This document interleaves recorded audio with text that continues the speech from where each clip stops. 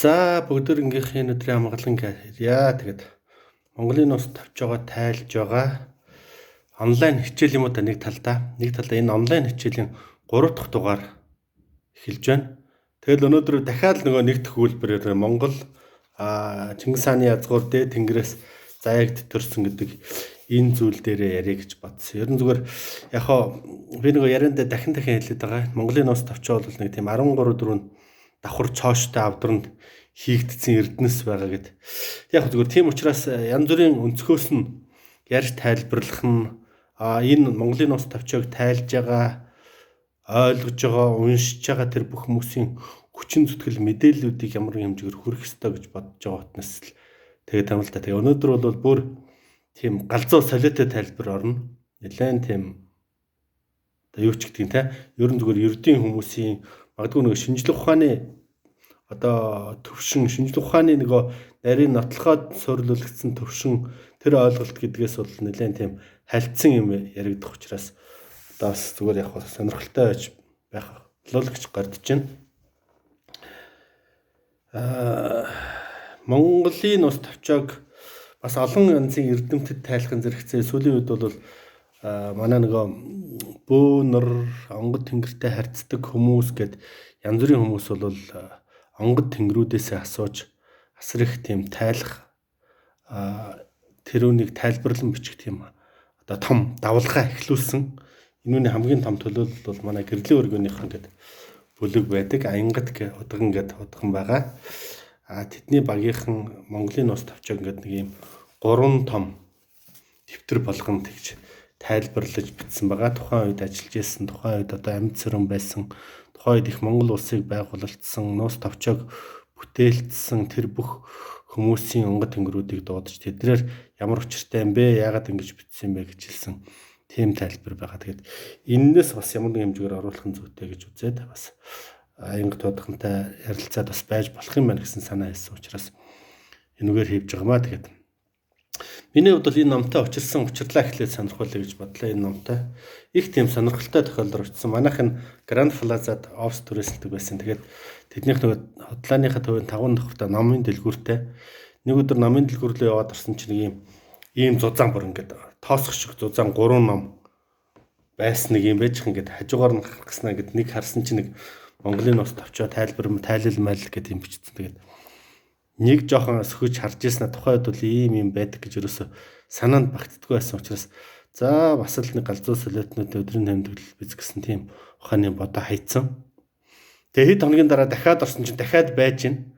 Тэгээ нэлээд номын дэлгүүрт нэлээд тогтож харж хэд хэдэн өгүүлбэрүүдийг уншиж хагаад тэгээ үнийг асуусан чинь 100 хэдэн мянга ч бас нэлээд үнэтэй байсан л да.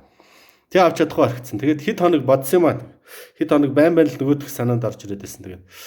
Тэгээ сүүлд нь аваад унссан л та. Сүүлд нь аваад ч бишээ. Сүүлд нь тэгээ явж исэн чинь манай Алтан сүх гэдэг найз байдаг юм а. Тэр найз маань бас надад энэ чи энэ нэг уншаач гэдэг өгөхтөр нөгөө хууч нэг авч уншия гэж бодож исэн асар хүлээлт байсан учраас нөгөөтгийг уг маггүй уншид дуусгаал тэгэл пүүх энэ нуус тавьчаач нэм гайхамшигтай юм а гэдэг ингээд барагдуу алтаад тэгээд магадгүй тэр манаас энэ тэнгэр үзлээ судлах хөгжүүлэх энэний төлөө бас өөрийнхөө тодорхой хүч чадлаа зориулах бас нэлээд хойномор оруулсан тийм ном зохиол байсан учраас би бас гэрлийн өргөний хамт олонч бас их талархаж явдаг.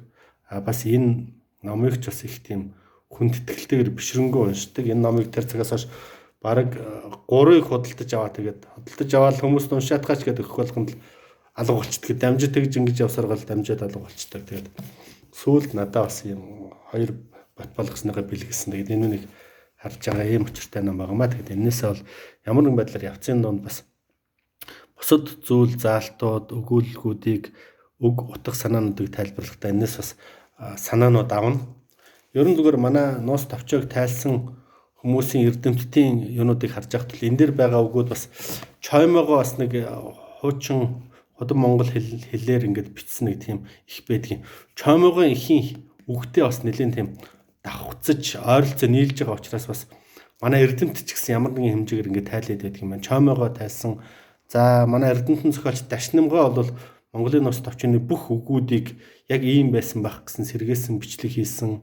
За Гадан бугаан бас бичлэгүүд Монголын нууц товчооны үг болгоныг тайлсан бичсэн ном судалгааны бүтээлүүд байгаа. Тэгээд гэх мэтэр манай үе үеийн сэхэтнүүд өөрийнхөө оюуны чадах хэмжээгээр л хамгийн тийм одоо хүч тэнхээ шаардсан, магадгүй хамгийн хүч чадал оюуных нь оргил үедээ чадварынхаа хамгийн оргил үедээ нууц товчоог оролдож тэрний үгийг тайлахыг оролдсон байдгийг. Тэгэхээр энэ бол нэлээд тийм хүч, оюун ухаан, оюуны тэнхээ барь чадал шаардсан тийм бүтээл юм шиг байна. Тэгээд хүчээ сорж үздэг, ер нь өөрийгөө ямар хөө төвшөнд болж ийн гэдгээ хүчээ сорж үздэг тийм зохиол бүтээл гэж би өвдөө боддгийн. Тэгээд бидний үед бол одоо ингээд бидний өвөг дээдсүүд, ахмадууд маань, эрдэмтэн судлаачид маань ингээд энүүнийг нөгөө оролдоод бүх одоо төвчний сурвалжуудаас нь уншаад, тулгаад, өгүүдийн сэргээсэн учраас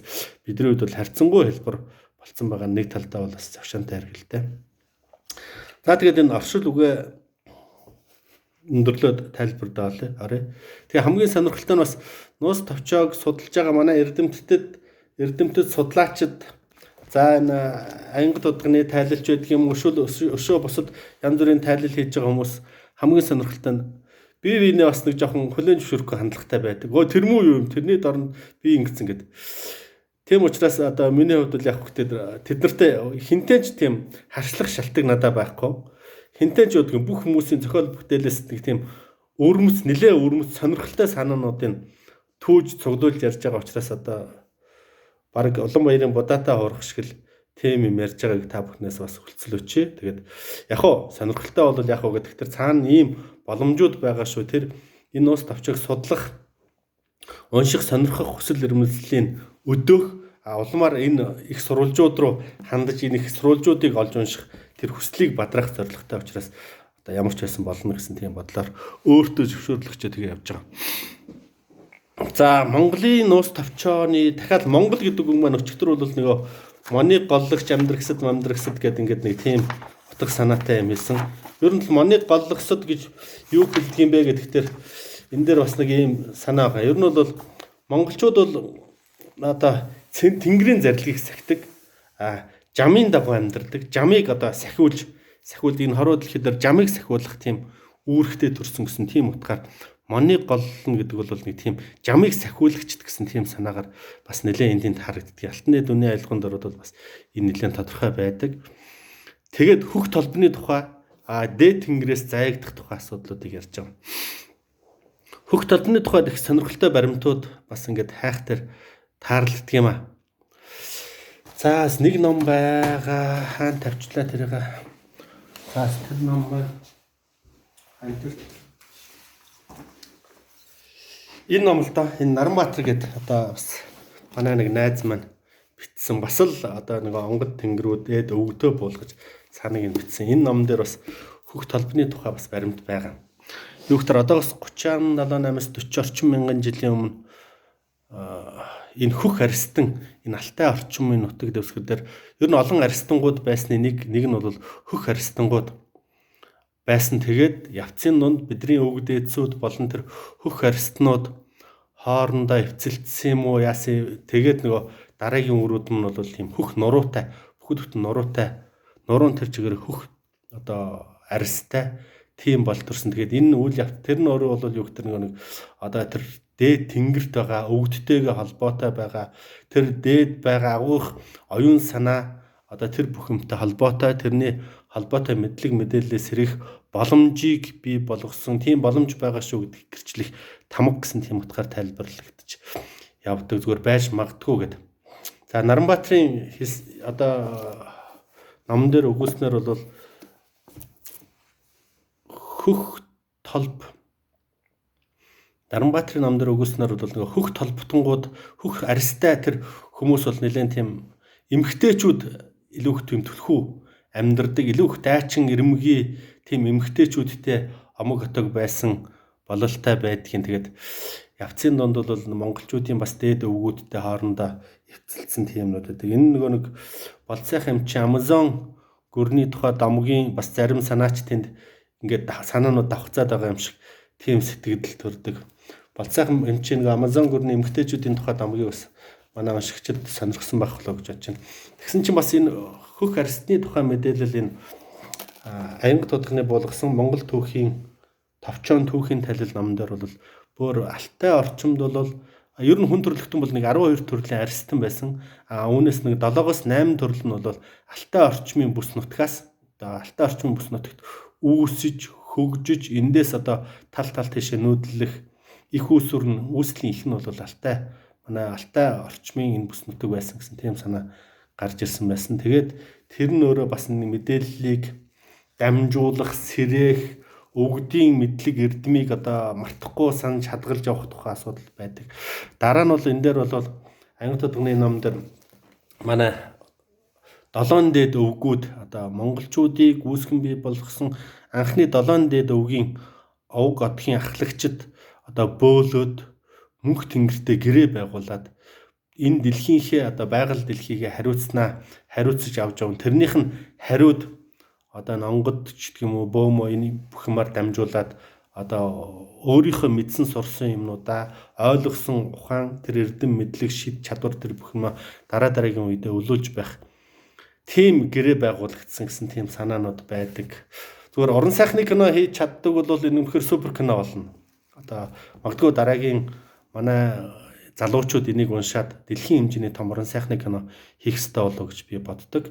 Ерөн зүгээр бид нар л энүүнийг үзэн ядаал муу тэнгүүд галзуучууд гэж хараагаад байгаа болохоос биш Холливуудын маш олон кинонуудыг харах тэр ингээд далд ертөнц рүү шагааж харчаад тэнд болж байгаа үйл явцуудыг нааш нийл ертөнцид кино болгож хийгээ тэр нь өөрөө дэлхийд яар байлдан дагуулад байгаа тийм л юм нэг өрхөд надад тийм сэтгэл төрдөг маш олон хүмүүс тийм сэтгэл төрдөг юм байлаа ингээд ярилцаад үзэхтэр тэгэхээр бид нар ямар нэгэн арга замаар магадгүй өвгдөөс тэгээд ч гэдэг юм чөтгөр шолонтойч гэдэг юм уу холбогдоод тэгээд далд ертөнцөд рүү шагааж харчаад тэндээс олж авсан мэдлэгээр кино хийж болоод хахад бидний ил ертөнцийн тухай далд ертөнцийн тухай мэдлгүүд бидний өвгдөөс эсвэл ингээд алтан дээд үнний аялалгууч байдаг юм уу одоо нуус товчоо за энэ хүн ба бид гэдэг ингээд энэ номуудаар бэлэн буулгацсан бүр хамгийн энгийн ойлгомжтой болгоцсон багт бид нар энэ үнийг тийм тэнийг юм байхгүй наадах чинь одоо судалгааны их сурвалжид тооцохгүй гэж үзэх ямарч бололцоогүй зүйл л дээ. Тэгээд миний хувьд бол энийг судалгааны их сурвалж болох ёстой гэсэн тийм бодлын үднээс энэ үнийг магадгүй судалгааны эргэлтэнд оруулахад тийм болох үднээс энэ зүйлүүдийг бас дахин дурдаад байгаа юм. За тийм учраас нөгөө дээд тэнгэр заяа гэдэг маань бол монголчууд бид нар ямар нэгэн хэмжээгээр бас нэг тийм дээд оюун санааны дээд одоо хүн төрлөختөн ер нь энэ хорвоо дэлхий дээр нөгөө амьд бодгал үүсэн бий баснаас хойш бүх мэдээллүүд энэ орчлон ертөнцид ямар нэгэн газар хадгалагдаж байгаа л гэж үзээд байгаа юм л да. Энэ үнийг бол тэр Вернадский гэдэг Оросын эрдэмтэн бол ноосферийн давхарга гэсэн тийм байдлаар тодорхойлсон харагдчихсан. Ноосферийн давхаргад бол энэ нэг бие үүснээс эхлээд үүссэн бүх ой санамжууд бол энэ оюун мандал дээр ноосфер дээр хадгалагдаж байгаа гэсэн тийм санаачлалыг төвшүүлсэн. Энэ бол одоо дэлхийд яар маш их тийм хүчээ авж байгаа. Америкт энэ үзэл санаа бол космолог гэдэг одоо бүхэл бүтэн том шинжлэх ухааны салбар болоод хөгжөөд явж байгаа. Энэ ноосфер гэж яриа л да тэр оюун мандал дээр бол бидний өгдсөн асар их тийм мэдлэг мэдээллүүд бол одоо хадгалагдаж байгаа. Тэр мэдээллүүдтэйгээ бид нар холбоо тогтоож тэр мэдээллийг дуртай үедээ буулгаж ашиглаж уншиж чаддаг эрхэн л магадгүй тэр дээд тэнгэр заяа магадгүй бидний одоо өрсийн нуруунд дээр гадаг хөх толб гэдэг тэр зүйлэнд хадгалагддаг байхаа гэж бодож байна.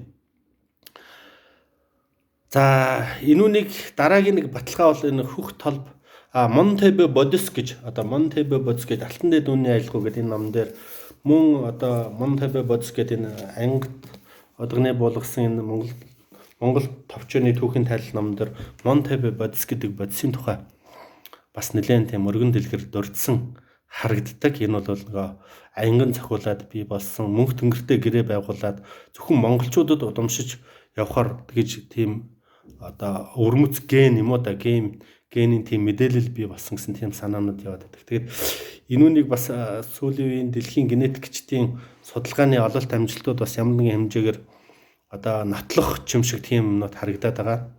За эсвэл одоо юу гэдэг нь зүгээр манай тусгай ажиллагаанд явж байгаа цэргүүд Сералеон ч гэх юм уу Өмнөд Африкийн тэр одоо хэзүүдсэн улс орнууд руу тусгай ажиллагаанд явж байгаа Монгол цэргүүдийг энэ цэнхэр дуулахтууд нэгдсэн үндэсний байгууллага болон бусад улс орнууд бас нэлээд сайн судлаад байгаа шиг байгаа. Тэгээд тэнд очиод тусгай ажиллагаанд нэлээд тийм амжилттай үүрэг гүйцэтгээд хамгийн хүнд хэцүү үед бол Монгол цэргүүд дайсан довтлоод бөмбөг дэлбэрж яхад бусад орны цэргүүд ширээн дагуураа орж нуугдж яхад Монгол цэргүүд нөгөө буу зэвсэг рүүгээ ухс хийж байгаа гэсэн тийм ийм рефлекстэй байна. Яг ийм байна гэдэг талаар нь бас нэлээд сонирхож үзээд магадгүй ингээд нөгөө тэр яг тэр экзэгтэй үед нөгөө Монгол хүний хүүхэн хараа улам их нарийсаад улам илүү их тодорхой цэгжилсэн байдлаар хараад тэгэхэд бусад бүх аюулыг умартаад өөрийнхөө нөгөө хамгаалах биш нийтийн эрх ашигын төлөө амиа золиослох бэлэн зэвсгрүүгээ гүйж байгаа тийм байдлуудыг хараад их сонирхоод судлаад байгаа юмнууд бас нэлээд байх шиг байгаа юм л да. Тэгэхээр энэ бол бусад үндэстнгүүдээс одоо монголчуудын ген одоо бие мах цус оюун ухаанд илүү шингэж үлдсэн тийм дайчин шин чанарч байдаг юм уу? Эсвэл тийм зүйл нэлээд одоо хүртэл байгаад байгаа учир байна л да. Тэр алтан дээдүний айлгуу болон энэ намууд дээр бичээд байгаа Монтебе бодис гэдэг нь бол одоо бид нар уг нь үнэхээр сайн ирж хайж чадвал тэр генетик, тэр ген, тэр өрмөц зүйлийг бол олох бололцоо бол бүрэн байгаа л да. Өнөөдөр шинжлэх ухааны хөрсөн төвшин. Даанч бид нар өөрийгөө тоохгүй дээл, өөрсдийгөө үнэлэхгүй тоохгүй дээл гадныг шүтэж бишрээд байгаадаа бас жоохон асуудал байгаад байгаа шиг. За дараа нь энэ Хакухогийн багш дасгалжуулагч нь Хакухотой ингээд бүх ажилласан ажиллагааныхаа тухай ном бичсэн байлаа. Монгол дээр орчуулагдаад гараад их цөөхөн орчуулагдаад гарсан хүмүүсийн гар дээгүүр дамжаад явж байгаа тийм ном байгаа. Тэгэд яг уу гэдэгтэр Хакухог дарамтлах тусам Хакухо ингээд улам яаж исэн. Улам илүү их шартайгаар улам илүү их тийм том цоошин энерги ирч хүчтэйгээр босч ирээд байсан гэсэн тийм мэдээлэл яга. Тэгэд Хакухо дээр зөвхөн би болж гинүү гэдгсэн чинь Сумо дээр очисон бүх Монгол хүмүүсийг Монгол залуучуудыг ингээд дарамтлах тусам улам том болж улам хүчтэй болж босч ирээд байсан тийм сонирхолтой мэдээлэл байсан. Тэгэд энэ Хакухогийн юучлээ би бас нэрийг мартчихсан. Нөгөө номоо ирээд олдгоо саяхан харъя гэж бодож байгаа чадахгүйсэн. Тэгэд иймэрхүү баримтууд зүгээр одоо юу гэдэг те нарийн генетикийн төвшөнд биш маа гэж бодоход туршил, судалгаа, дасгалжуулалт гэдэг ингээд бүх төвшөнд ийм Монгол хүмүүсийн чадвартай холбогдолтой юмрхоо сонирхолтой баримтууд бол ер нь хаасаагүй байна л да. Бид нар сайн анзаарч харж чадах юм бол тэгэд энэ Монголын улс товчоогийн нууц болон энүүнийг одоо дахин сэрээж байгаа, сэргэн бичиж байгаа одоо цаад утга учирыг ухаж байгаа тэр бүх зүйлүүдийг одоо жишээлбэл бас л нөгөө генетикийн эстэй холбогдоод тодорхой заяатай холбож тайлбарсан юмуд харагдаад байгаа. Монгол биш хүн за юу гэдэг нь Монгол биш хүн энүүнийг хичнээн уншаадч хичнээн тайлбарлуулж яриад ч огт ойлгохгүй тийм зүйлүүд байгаа. Үнэхээр Монгол гэдэг тэр Монголын хансан эс тэр Монтебе бодис ч гэдэг юм уу тэр монголчуудын тэр одоо өөрийн гэсэн тэр дархлаа гэмээр юм уу, эс гэмээр юм уу, юу гэмээр юм тэр одоо цус гэмээр юм уу, тэр яс чөмгөн гэмээр юм уу, тэр юм нь бол илт давмгай байгаа хүмүүс бол унших, ярих, таних, тайлбарлахад бол илүү их тийм хурдан хугацаанд сэрж ойлгоно. Тэр утгаараа нөгөө манай сошиал дээр бас монголчууд сэрээчээ тэмцээ барья гэдэг ингээд янз бүрийн юм дуурайлаад тах тэр босдгоо маань энэ эхлээ тэр генетикийн мухарт байгаа тэр Монтебе бодис ч гэдэг юм уу тэр эсийг сэрээчих юм бол монгол хүн болгон дэлхийн түвшинд өрсөлдөхөөс хэмжээний дэлхийн ямар ч хинээс тутгааргүйгээр тийм түвшинд өрсөлдөхөөс магадгүй бүр 100 орос хүнтэй 1000 хятад хүнтэй тэнцвүүч хэмжээний тийм бүтээмжийг гарах бололцоотой гэсэн тиймэрхүү дүгнэлтүүд энэ бүх газруудаас харагдаад байгаа. Тэгээд миний хийж байгаа энэ тайлбар бол нэг талдаа бас тэмцэл гэдгийг хэлэх хэрэгтэй. Годомжинд гараад орилж ашигласнаас тэмцдэг зүйл биш. Тэр оюун ухааны гүнд нь байгаа тэр унтцсан тэр хүсэл зорилгын тэр амбицийн тэр одоо эд эсийн дуудаж сэрэхэд магадгүй хамгийн тохиромжтой судар одоо сурулж их хүчиг бол нуус тавчаа учраас энд нөгөө нэг тийм шинжлэх ухааны хатуу тогтсон дэг журмаас жоохон гажуудж явахч таарах ёстой болчоод тэгээд ингээд янз бүрийн номнууд, янз бүрийн их сурвалжууд, янз бүрийн хүмүүсийн яриа хоорыг илүү дурлаад байгаа шүү гэдгийг бас ойлгоорой. Тэгээд Монголын нуус товчоо гэдэг үгийг бас шал өөрөөр одоо тайлбарлаж бичин тэрүүнийг нөгөө дээдлийн нөгөө титр хэсэгт нь бичгээр үлдээчих учраас энэ дэр давхцуулж яриад яг уу ингээд маргаашнаас эхлээд одоо хоёр дахь зүйл зайл тайлбарлуугаа ингээд ороод явнаа. За ингээд амжилт хүсье. Тэгээд таалагдвал магадгүй энэ хэрэгтэй мэт санаг сэтгэл төрүүл та бүхэн бас сайн шеэрлээд найз нөхдөд үзүүлээд түгээгээд байгаарэ. Ингээд анхаарал тавьсанд баярлалаа.